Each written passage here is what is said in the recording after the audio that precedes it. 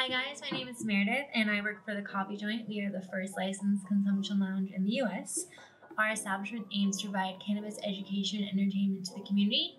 We hope you guys can learn more about us and join us in our pioneering efforts to normalize cannabis use and reduce the stigma. If you guys would like to learn more about us, check out our website, thecoffeejointco.com, or give us a call at 720-583-4657. Thank you. Today we're going to be discussing the many potential benefits of cannabis. So today I have Maida here with me. She is a local Denver resident and she has had a lot of experience with cannabis personally and with veterans. So we're going to be asking her a couple questions today and hopefully give you guys a little bit of information.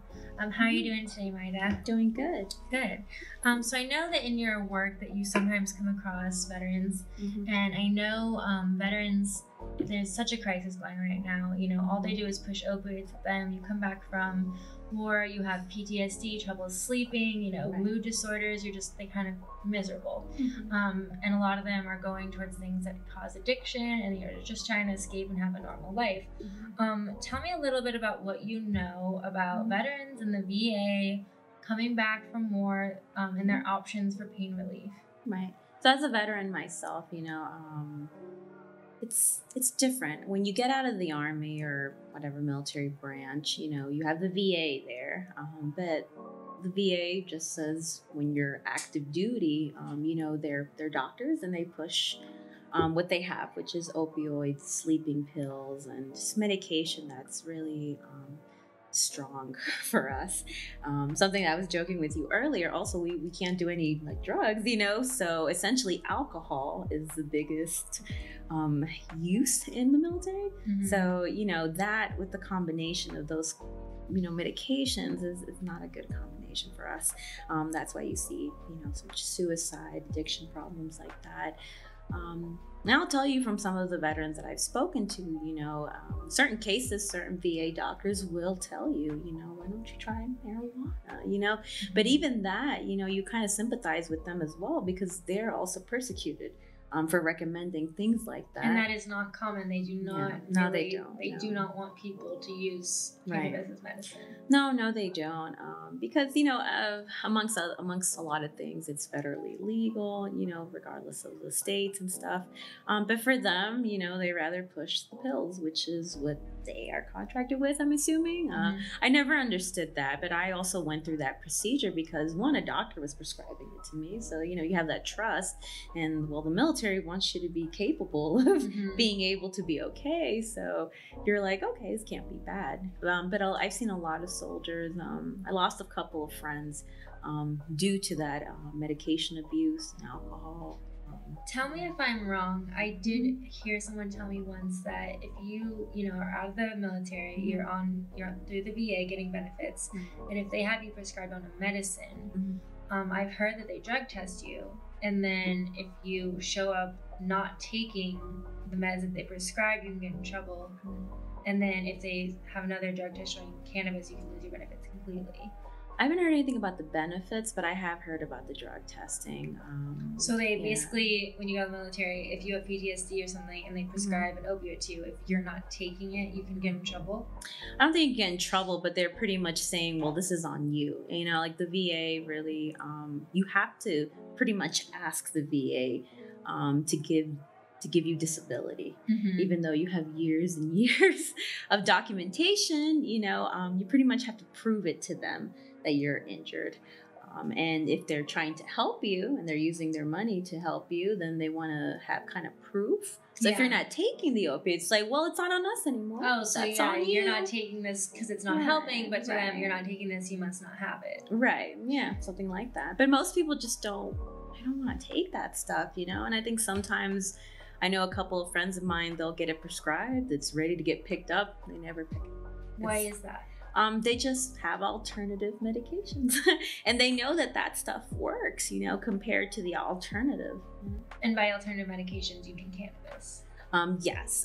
So pretty much a lot of, you know, people like myself that have done it the right way, so to speak, right? We followed orders, we did what we were supposed to do, and then we got out and we noticed that there were other methods of treating us. Like for me, the biggest thing was sleep. Yeah. You know, and that was something that a good indica helped me, but that took time and research on my own. It wasn't something that was nobody given gave to you me. information about it or whatever. No, it wasn't like. So besides that, what do you think are some of the other setbacks that veterans face as far as access and knowledge to obtaining cannabis as medicine? You know, something from personal experience. I think there's a little bit of this hesitation, you know. I think I mentioned to you a while ago about, you know, growing up, just knowing how that was such a tainted word, cannabis, weed. It was all related to the gateway drug. You know, I know a lot of your watchers will know about the DARE program and the suitcase with all the drugs. And, you know, to me, I think about it like we were just so socially constructed to think that these were such horrible things. Misinformed. Completely, yeah. And so when you're an adult, even though you've spoken to people, you've done your due diligence of research, I think you still have this, you know, like, I serve my country. Yeah, like, there's such a stigma around cannabis, when in reality it's just medicine from nature. It is, yeah. It's not really a drug per se. No, yeah, and I think that's one of the biggest things, you know, because a lot of veterans that I speak to, you know, they just don't, you know, that misinformation piece, I think, is so strong that a lot of them just rather just deny it instead of trying something new. Yeah. So basically what you're saying is, for veterans, they're suffering from all those issues. It's lack of information, lack of education. Right. There's so many benefits they can get from it, but unfortunately they're just being pushed pharmaceuticals that sometimes make it worse. No, yeah, for sure. Because I always try to talk to especially older veterans, like Korea, Vietnam War veterans, because a lot of the things that they're dealing with, like arthritis is a big thing. I'm like, get you some of that lotion. Yes. You know, because I do it for my back, you know. Of course, and you can't get high from those. It's purely medicinal. But even mentioning something like CBD, they already associate it to something in their past. And especially people who are in that age group. Right, the baby boomers. Yeah, it's very much like, no, cannabis is horrible. What was that? It's devil's drug. The reefer madness. Yeah, reefer madness, devil's lettuce.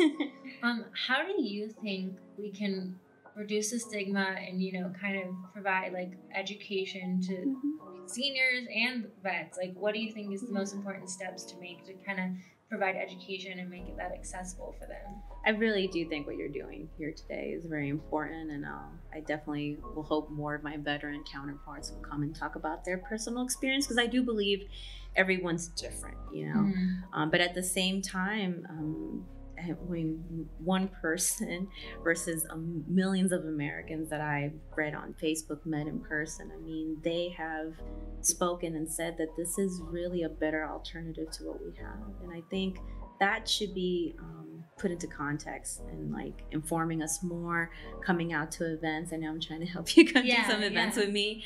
But you know, it is a fight, because just like when we say to people, hey, can I come to your event and talk about some CBD? It's like, whoa. Yeah, they don't like the word cannabis. Right. And I think that's where maybe businesses and other organizations that do events, you know, because there's always events going on. Denver is a really poppin' town, but I think that openness to just allow people to come and just to talk, you know, I think that would really open the doors for a lot of things. Cool. Yeah. So I think what we're saying here is, you know, share your story. If you use cannabis as medicine, let people know. Yes, completely. You know, reduce the stigma, normalize it. Education is the most important here. Completely, yeah, because you never know, your story might be the one that, you know, convinces somebody to try some weed cookies. Yeah, cute little grandma suffering from arthritis, or, you know, vet who has PTSD, and it might change their life. Yeah. Awesome. Well, thanks so much, Maida, for answering our questions. And, you know, if you guys would like to learn more about how veterans or seniors can use cannabis as medicine, check out our website, thecoffeejointco.com, and give us a call if you'd like to learn more information. Thank you.